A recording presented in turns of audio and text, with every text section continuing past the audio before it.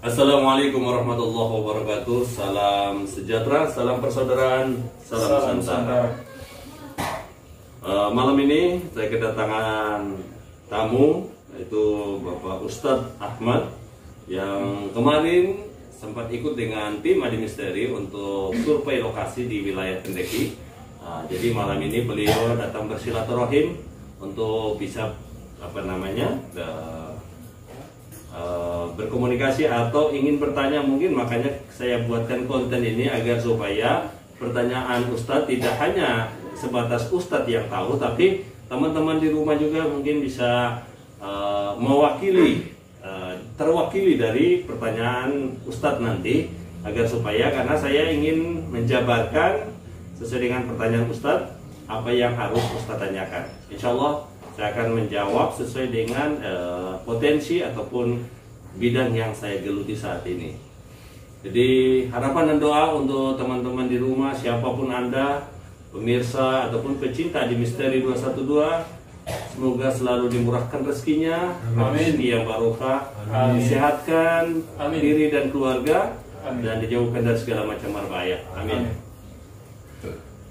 Konten Adi Misteri 212 selalu bagaimana bisa membuat mengupload video setiap hari ataupun setiap minggu agar supaya bisa menghibur teman-teman yang ada di rumah. Kami selalu berkomitmen, apapun yang kami suguhkan, apapun yang kami upload di konten YouTube ini, tujuannya hanya menghibur dan ingin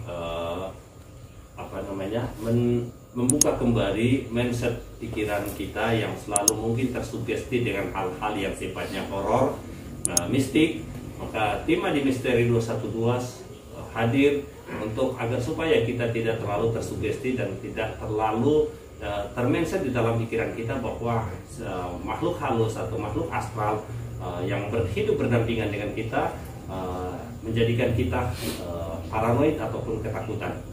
Intinya kita adalah manusia ciptaan Tuhan yang lebih mulia daripada makhluk-makhluk yang lain. Tugas kita sebagai khalifah, pemimpin di dunia ini, punya tujuan, yaitu bagaimana kita bisa hidup, bisa memperbaiki diri. Tidak ada manusia yang benar, dan artinya tidak ada yang benar tanpa melalui kesalahan. Maka konten kita Adi Misteri 212 dengan isi selalu yang sifatnya menguak misteri, apa yang sifatnya sejarah ataupun yang hal-hal yang sifatnya mistik di tempat angker, kuburan, ataupun di gedung-gedung, ataupun penarikan pusaka dan harta karun. Malam ini Ustadz Ahmad ingin berkonsultasi sekaligus ingin mewawancarai saya dengan apa yang menjadi menjadi tanda tanya di dalam benak beliau dan mewakili penonton yang ada di rumah. Jadi beliau ingin bertanya, karena beliau bukan tim dari Adi Misteri 212, agar supaya penonton dan pemirsa di rumah tidak berasumsi bahwa Ustadz Ahmad ini adalah tim kita, tidak. Tapi beliau sering silaturahim dan ingin bertanya lebih dalam tentang hal yang sifatnya supranatural maupun metafisis. Silakan Ustadz.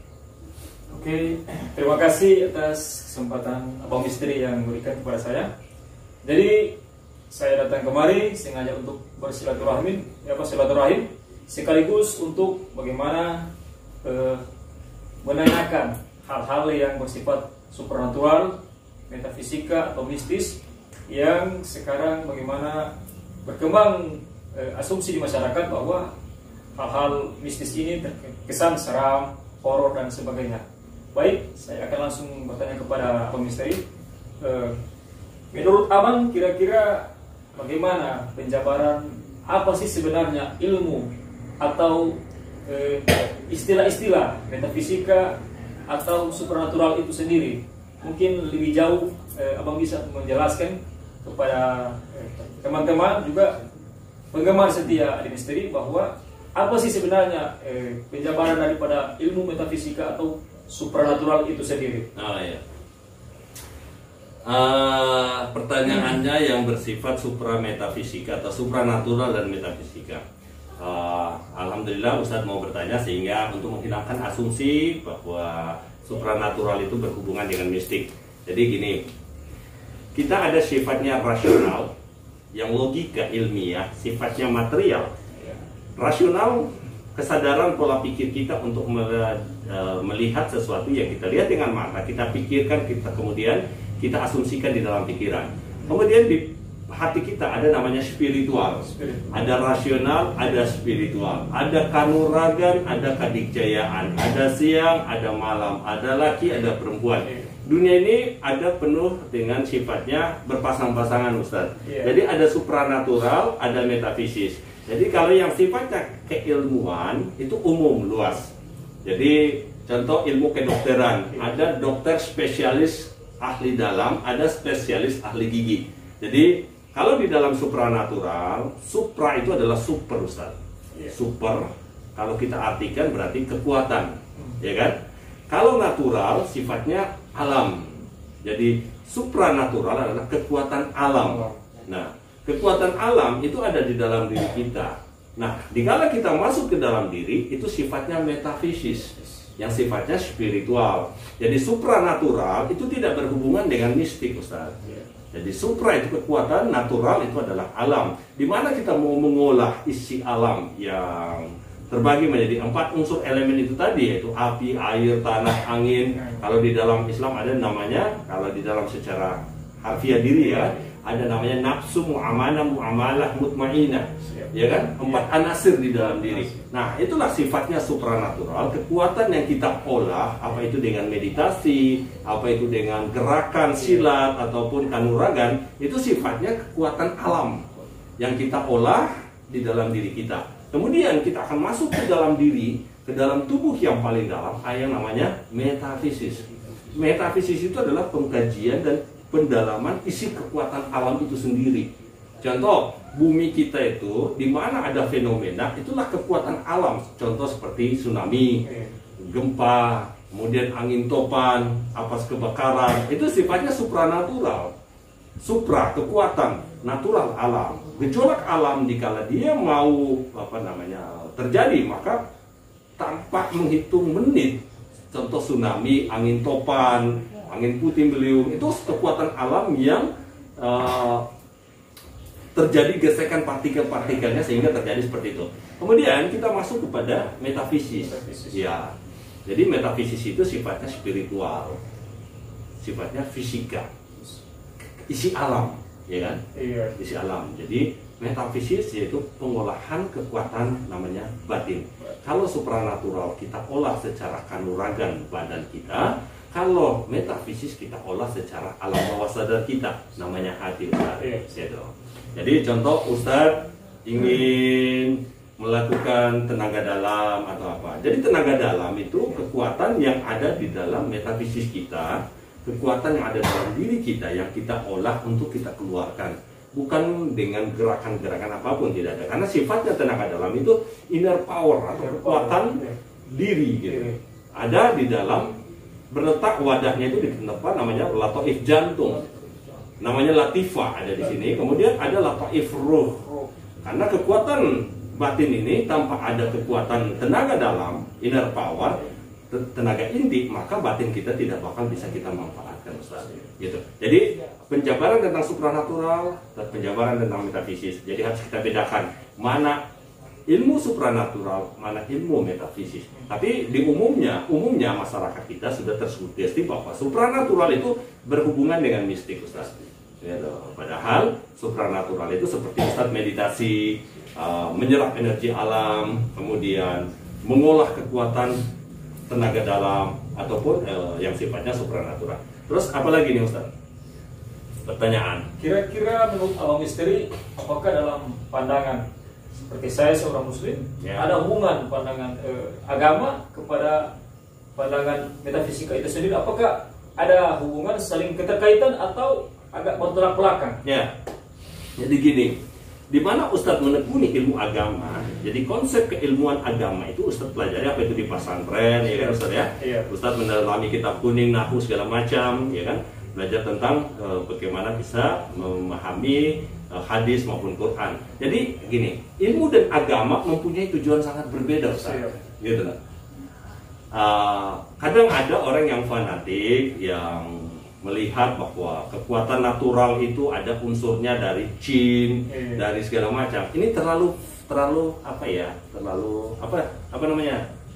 Terlalu kuno ya. Iya.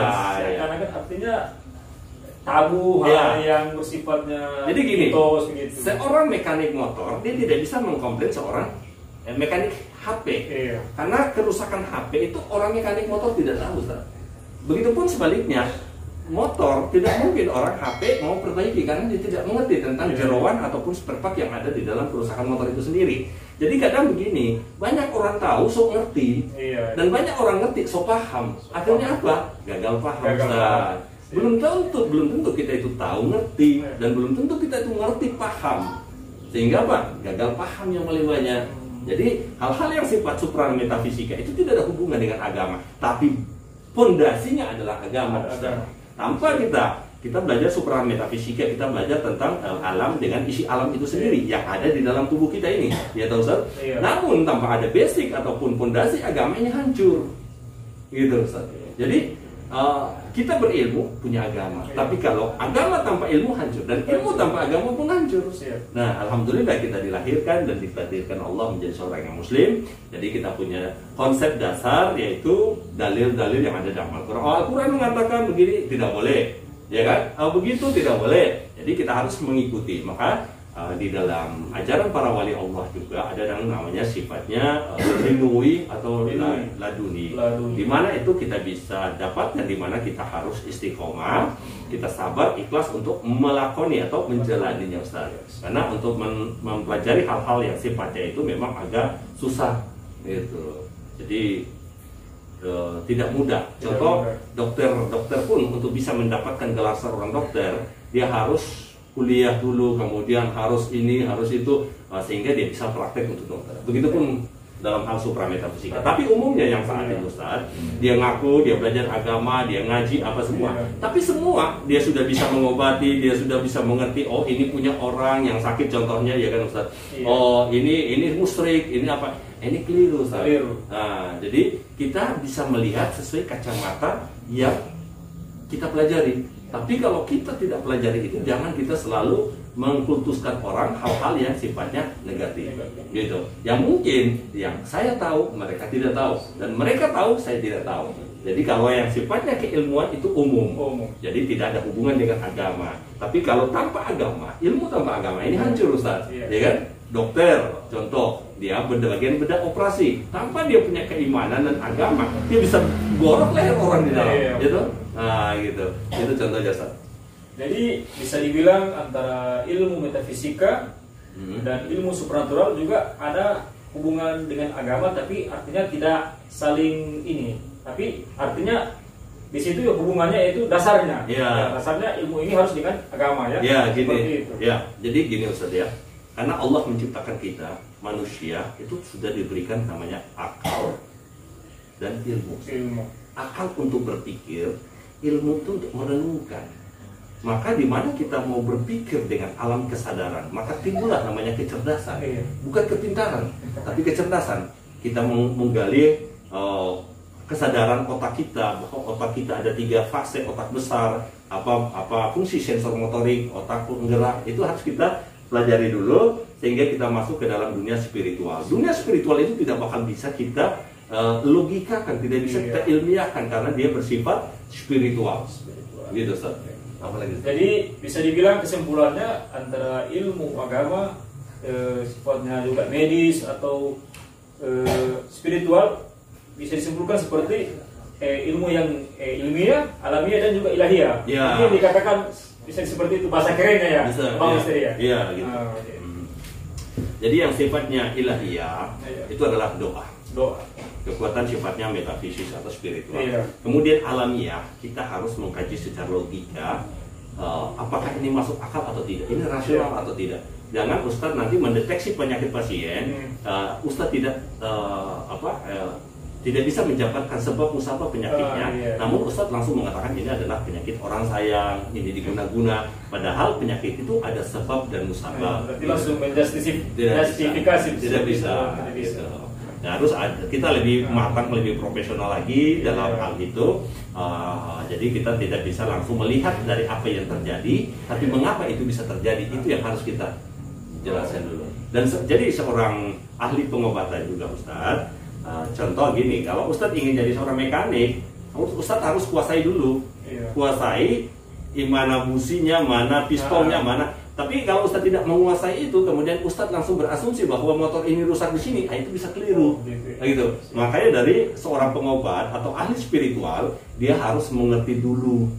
Mengerti kalau dia dunia pengobatan, dia masuk ke dalam jalur pengobatan, dia harus mengerti struktur anatomi atau organ tubuh manusia dulu. Bagaimana cara kerjanya, kemudian ini sakit diakibatkan dari apa dulu, karena penyakit itu ada sebab musabab Ustadz. Gitu.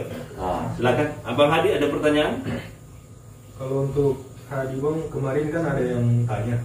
Kemarin tanya tentang aura. Iya.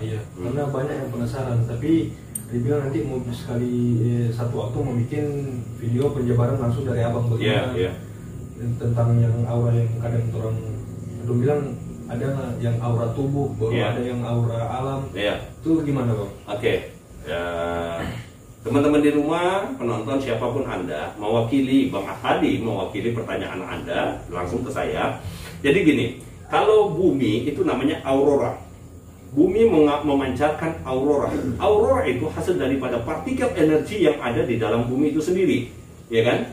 Bumi ada air, ada apa namanya? Ada api, lahar, ya kan? Kemudian ada angin, kemudian ada tanah. Jadi unsur elemen itu gesekan, karena bumi itu tidak diam, bumi berputar, ya kan? Dari berputarnya bumi sehingga menghasilkan aurora namanya. Nah, di tubuh kita manusia, karena tubuh kita ini adalah bumi, ya kan? Kita tercipta dari tanah, yang ditiupkan ruh ke dalam tubuh kita. Nah, tubuh kita itu ada namanya aura. Nah, itu bedanya bumi dengan tubuh kita. Kalau bumi namanya aurora, kalau tubuh kita itu manusia namanya aura. Hasil daripada gesekan partikel energi 4 anasir di dalam tubuh kita, api, air, tanah, angin ini tadi menghasilkan namanya aura, gitu Bang. Nah, jadi aura ini tergantung dari partikel mana lebih dominan. Contoh api yang lebih dominan sehingga aura yang terpancar itu dominan warna merah. Nah, warna merah bisa didefinisikan bahwa itu dia orangnya nafsunya, emosionalnya terlalu tinggi. Dikala air, dia orangnya sejuk. Dikala angin, orangnya adem, gitu. Jadi aura tergantung dari partikel energi yang keluar dari tubuhnya. Jadi kenapa kata banyak orang bertanya, abang mengatakan aura saya seperti ini, dan itu sama dengan karakter dia, karena apa? Aura itu tergambar, maka saya menjawabnya, gitu. Itu aura, gitu. Ya. Jadi bisa dibilang aura ini merupakan gambaran sifat atau partikel dalam diri itu yang keluar memancarkan lewat aura mukanya dari pandangan spiritual. Mungkin bisa dikatakan seperti itu. Ya, aura tidak fokus juga pada wajah, tidak. Wajah itu bisa menipu, Ustaz. Apalagi zaman sekarang handphone, ya kan? Yang jelek bisa cantik, yang ganteng bisa, ya kan? Nah, jadi aura walaupun dia tidak memperlihatkan wajahnya, tapi aura itu terpancar dari bagian pundak, namanya cupu. Ya, pundak. Jadi pundak ini akan melingkari aura. Aura itu hasil daripada gesekan partikel energi di dalam tubuh, itu menghasilkan aura. Nah, dikala Ustadz umpamanya emosional, suka tersinggung, mudah marah, itu nampak warna merah. Tapi kalau Ustadz orangnya teduh, sejuk, adem, itu auranya angin atau air. Nah, tapi kalau Ustadz orangnya karakternya keras, punya pendirian, itu tanah. Jadi gesekan partikel 4 unsur energi di dalam tubuh ini, gesekannya, kenapa terjadi gesekan? Karena ada pembakaran karbohidrat, Ustaz. Kecuali kita diam, ibarat sudah tidak ada ruh lagi, maka tidak ada auranya. Nah, contoh mesin kalau tidak ada oli dengan minyaknya, tidak ada businya, ya kan? Dia tidak akan bisa menghidupkan dan memberikan cahaya untuk lampu. Nah, apalagi Bang Hadi? Cuma itu sih yang kemarin yang ada yang penasaran untuk penjabaran. Ustaz ada. Terus kiat-kiat apa dari Abang Misteri sendiri bahwa bagaimana kita bisa menepis atau menangkis bahwa pandangan asumsi masyarakat bahwa ilmu supernatural ini, atau ketika turun kita eksplor, banyak ada yang bilang penampakan itu rekayasa, settingan atau bagaimana. dari Abang Misteri itu kiat-kiat apa untuk bisa menepis supaya masyarakat puas? Hal ini tidak berkaitan dengan settingan atau rekayasa. Seperti itu. Oke. Gini Ustaz ya. Kadang penonton dengan pemain itu lebih hebat penonton. Iya. Pemain sudah menendang bola dia bilang bodoh. Ya kan? Maka saya pun tidak memaklumi hal itu. Apa yang mereka asumsikan, bahwa apa yang kita suguhkan di konten-konten kita katanya settingan. Makanya alhamdulillah dari konten kita kan sudah kita hadirkan bintang tamu Ustaz, untuk bisa ikut sama-sama explore agar supaya mewakili yang selalu mengatakan itu settingan. Ya alhamdulillah dari mereka yang bintang tamu ini juga yang suka komen yang tidak alhamdulillah mereka bisa buktikan. Memang berbicara berhadapan dengan belum berhadapan itu beda Ustaz. Gitu. Jadi untuk lebih jelasnya gini, sebelum tim Adi Misteri untuk turun ke lokasi, pertama yang kita siapkan kameranya harus diritualkan dulu. Karena kamera itu punya kapasitas megapiksel yang sekian, maka karena benturan energi makhluk halus dengan kapasitas megapiksel yang ada di kamera itu tidak mampu, maka harus kita tambahkan energinya, gitu. Karena energi makhluk halus itu 12.000, gitu. Sedangkan kita manusia itu 6.000. Iya. Kenapa kita 6.000? Karena kita diberi akal dan ilmu sama Allah, gitu. Itu jelasnya. Kemudian setelah handphone kita ritualkan untuk menetralisir energinya, kemudian untuk ke lokasi itu ada namanya pemadatan. Jadi di mana lokasi yang kita datangi itu ada makhluk yang presentasi energinya tidak kuat, contoh hanya 10 atau 15%, maka tim bisa membantu untuk menghadirkan, karena tujuan tim untuk bisa membuat video. Gitu. Namun ada makhluk di situ yang punya energi bisa memadatkan dirinya sendiri, langsung tampil wujud, itu nama. Nah di situ tim itu langsung membuat namanya pemagaran atau penguncian. Itu sudah ada di dalam keyakinan masing-masing, itu ada gitu. Nah, jadi kalaupun ada yang menganggap itu settingan, ngapain kita settingan mau pergi ke hutan tengah-tengah malam Ustaz, ya kan? Lebih baik kita bikin konten lain aja gitu. Oke. Ada lagi? Untuk lebih memuaskan para netizen atau penggemar atau asumsi masyarakat, lebih baik kita langsung undang mereka ya ke lokasi supaya mereka bisa langsung merasakan sendiri bagaimana perasaan mereka itu, apakah settingan atau itu ya. Alhamdulillah sudah 5 orang yang ikut ekspor ya. Ada yang terkencing di celana, ada yang gemetaran, ya kan? Kemarin dengan Bang Hadi, dengan Bang Adi juga, ya kan? Alhamdulillah mereka bisa membuktikan bahwa apa yang dilakukan dalam proses ekspor itu tidak settingan. Apalagi nih Ustaz? Ini untuk lebih meyakinkan penggemar setia Misteri dan juga penggemar-penggemar lainnya yang suka nonton YouTube, kita akan membuat satu pembuktian, apakah berikan tentangan kepada Abang Misteri untuk menghadirkan apakah bentuk dia pusaka atau seperti mustika atau intan. Kita akan coba untuk membuat tantangan kepada Abang Misteri untuk menghadirkan barang tersebut supaya pemirsa atau penggemar setia di Misteri lebih meyakinkan. Walah, ini berat ini Ustaz ya. Yang saya tahu saya ini wawancara ini. Karena kan kemarin Bang ada yang komen, mungkin ada sama satu kali sih yang di luar tim atau Pak Komandan Eko yang hadir untuk hadirkan uang itu. Iya, ada penarikan uang itu yang dia yang ada. Karena yang kemarin orang melakukan penarikan emas atau yang apa, katanya tim kata. Misalnya ada tim semua, tidak ada bintang tamu atau apa. Ini kebetulan ada bintang tamu juga dari itu skenario awal itu tidak ada, ini hanya wawancara ini ceritanya. Tapi saya Abang Misteri tidak mau mengecewakan, jadi saya akan mencoba, karena seharusnya untuk apa yang kita harus lakukan itu harus dipersiapkan dalam artian apa itu ritualnya atau energinya. Tapi karena ini permintaan terakhir ini sudah, tidak ada pertanyaan lagi. Siapa tahu bisa jadi kenang-kenangan ya. Jadi ini untuk buat bintang tamu. Oke, saya akan coba wujudkan yang sifatnya tadi pertanyaannya sesuai dengan topik aja Ustaz ya. Bahwa di dalam supranatural itu ada metafisis yang sifatnya kekuatan alam yang ada di dalam tubuh kita. Siap. Nah, seperti alam yang di bumi ini ada berbagai macam partikel energinya yang harus kita ambil. Siap. Dari Ustadz sendiri apa ini? Kalau logam mulia kan nggak mungkin kita harus ke lokasinya. Jadi apa ini? Seperti bentuk mungkin intan atau mustika yang berasal dari alam lah. Oke. Iya. Intan ya, tidak berlian Ustadz ya?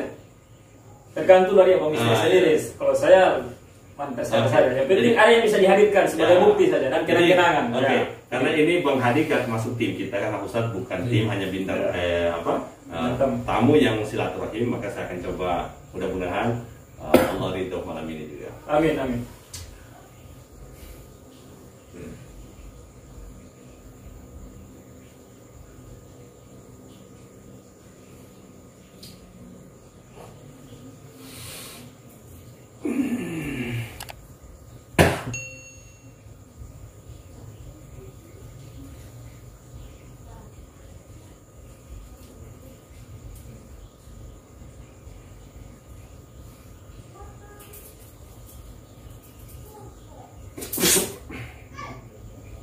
Inilah gaya saya Ustadz.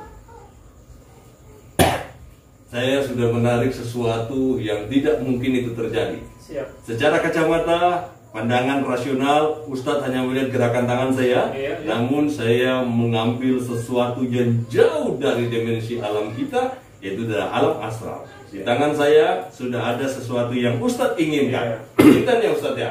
Kita buktikan.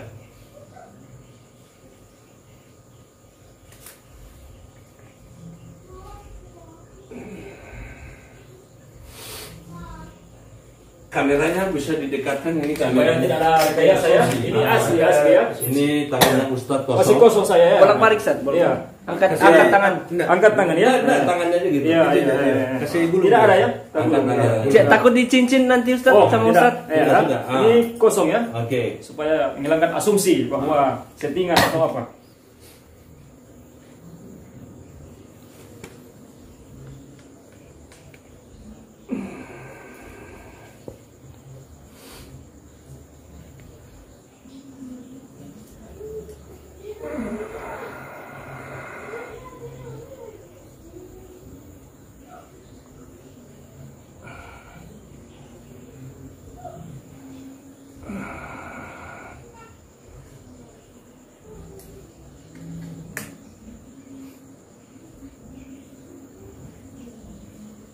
Kepala Ustadz.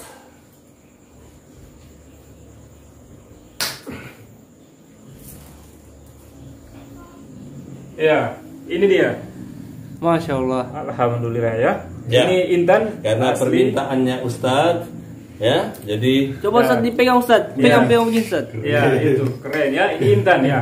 Asli tarikan langsung dari alam. Mantap, oleh Ustadz. Abang Misteri ya. Mantap. Jadi di sini kelihatan di ada. ya, jadi di sini saya Tuh Ustadz. menginformasikan bahwa ini memang asli, tidak ada rekayasa sama sekali ataupun settingan ya. Ini memang ditarik langsung dari alam. ya. Sudah lihat tadi kan tangan saya tidak memegang apa-apa. Ya, taruh tangan. Itulah. Nah, jadi Ya, ini intan. bentuk daripada intan itu Intan sendiri. ya. Karena permintaan Ustadz intan, Ya. jadi ada senter apa? Senter biar kilauannya lebih. Iya. Nah, Ini intan ya. Nah, asli. kelihatan? Ya, itu. boleh lebih kilauan. Ada. Ini. Ayo itu tadi. Ya. Nah. Oh ini. Jadi karena ini permintaan Ustadz, jadi Mantap, ini kenang-kenangan buat Ustadz. Jadi Siap. saya berikan.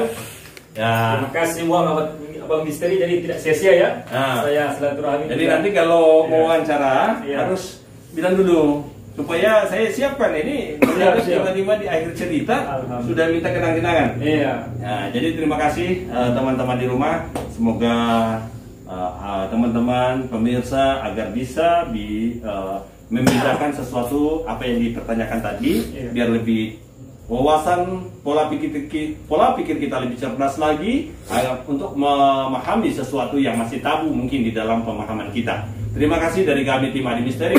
Terima kasih Ustadz. Semoga bisa banyak silaturahmi lagi. Assalamualaikum warahmatullahi wabarakatuh. Salam sejahtera, salam persaudaraan, salam nusantara.